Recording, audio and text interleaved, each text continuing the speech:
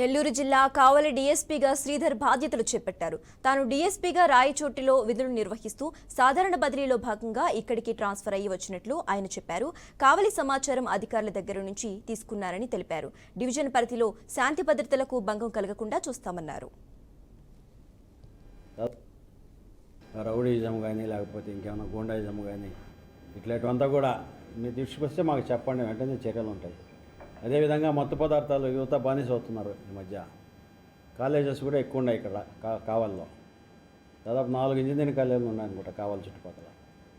ఇదంతా కూడా మత్తు పదార్థాలు గంజాయి గురించి మా పోలీస్ శాఖ తరఫున త్వరలో అవేర్నెస్ ప్రోగ్రామ్స్ అన్నీ కూడా పెడతాము. ఈ జనరలైజ్డ్ అలిగేషన్ కాకుండా మీరు పర్టికులర్గా సార్ పలానా దగ్గర పలానా వాళ్ళు ఇటు చేస్తున్నారని మాకు సీక్రెట్గా ఇన్ఫర్మేషన్ ఇచ్చినా కూడా మేము వెంటనే చర్య తీసుకుంటాం.